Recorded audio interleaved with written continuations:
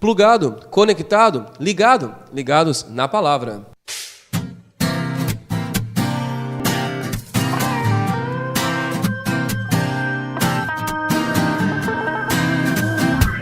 E aí galera, tudo bom? Seja bem-vindo a mais um Ligados. Hoje, terça-feira, dia 27/8. Está chegando hoje? É a primeira vez que você vê o Ligados? Então você não conhece o nosso guia de estudos, né? Pois é, este aqui é o nosso guia de estudos que está nos orientando durante essa primeira temporada do Ligados. E se você quiser conhecer um pouco mais, acesse o link que está aparecendo aí no seu vídeo, direto da Casa Publicadora Brasileira, e você vai conseguir estudar este nosso guia. E se você ainda não viu nenhum outro vídeo, aqui do lado, ó, tá vendo? Você não está no YouTube? Então olha só, se você está no Facebook ou no Twitter, corre lá no YouTube, porque você vai conseguir ver aqui do lado todos os vídeos dessa semana e descer na sua tela os vídeos de toda essa temporada do Ligados. E aproveite e faça a sua inscrição do nosso canal. Você fazendo isso concorre também a alguns presentes aqui do Ligados na Palavra.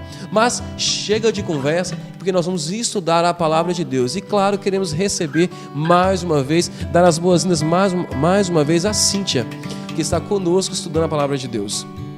Bem, Kinak. Tudo certo? Preparado para mais um dia? Sempre, 100%.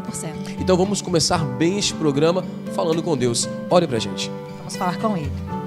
Santo Deus, nosso querido amigo, Senhor, nós entendemos que a Sua voz será ouvida neste momento.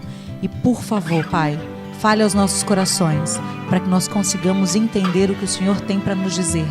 Em nome de Jesus. Amém. Amém. Cíntia, o assunto de hoje fala sobre reforma completa.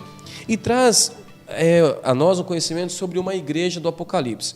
Se você não sabe, o livro de Apocalipse, logo no início, no capítulo 2 em diante, fala sobre algumas igrejas, sobre as 7 igrejas do Apocalipse, e igrejas que têm uma representação histórica e espiritual. E o estudo de hoje fala sobre a igreja de Éfeso.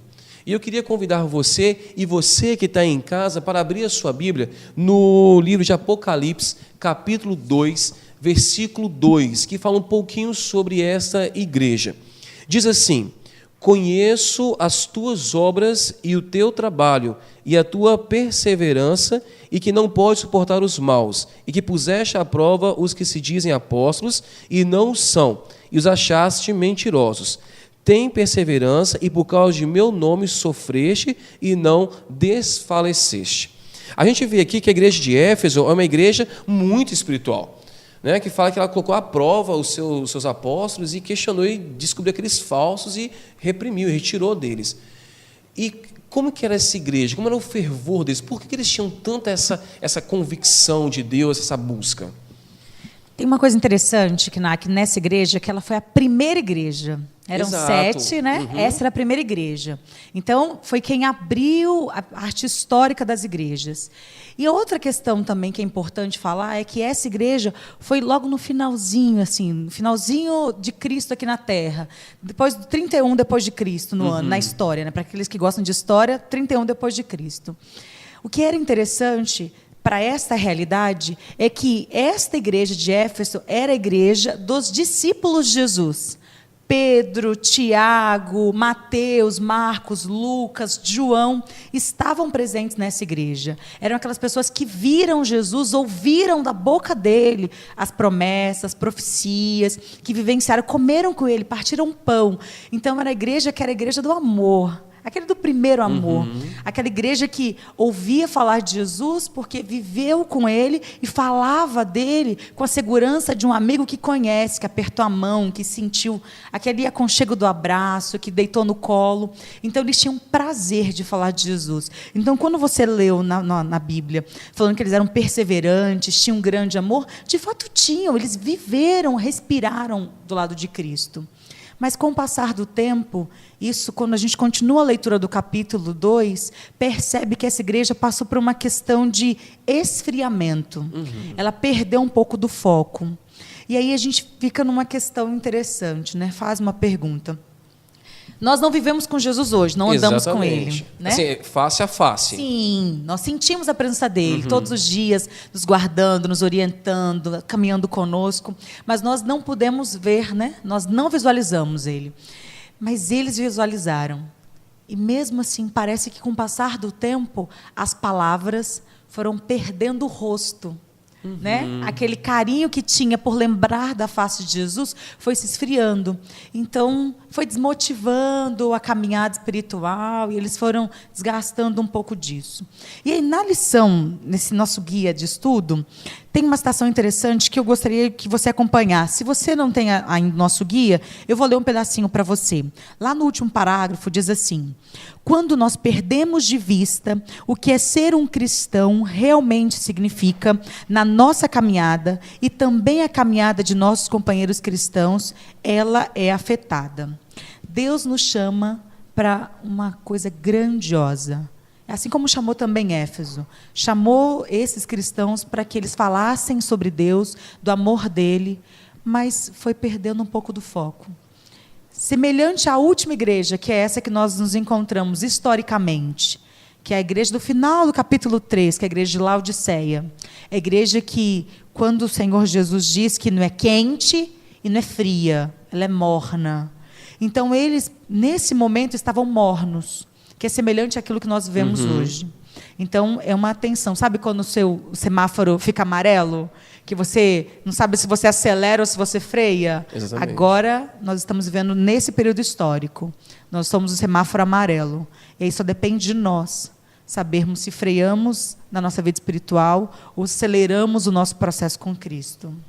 Se você quiser saber um pouquinho mais sobre essa igreja que a Cíntia acabou de falar, você clica aí na nossa primeira semana. A primeira semana dessa temporada fala exclusivamente sobre a igreja de Laodiceia. Então, clica aí e conhece e saiba um pouco mais.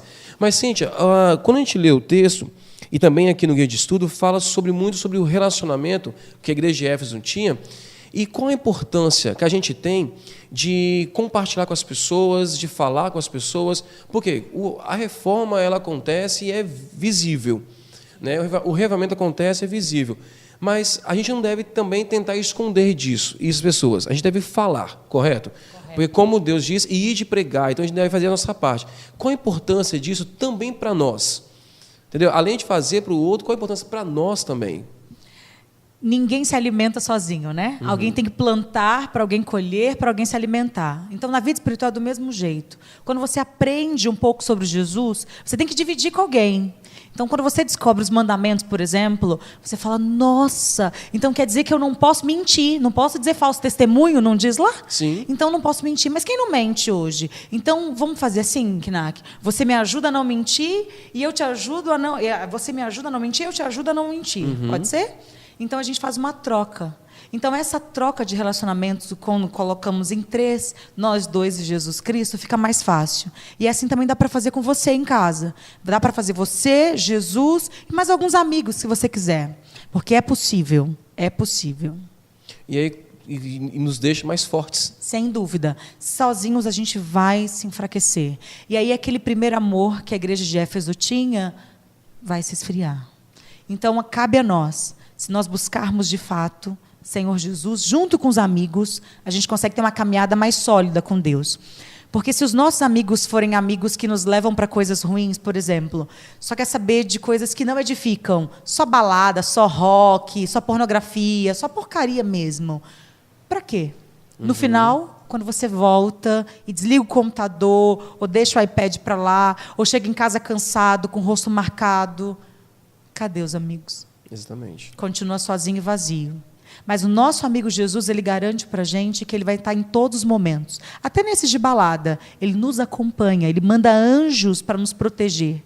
E aí, quando nós chegamos e sentimos aquele vazio, é a oportunidade do Espírito Santo trabalhar na nossa vida. Só que se você tiver um amigo, e esse amigo for um amigo cristão, ele vai poder te ajudar espiritualmente a crescer.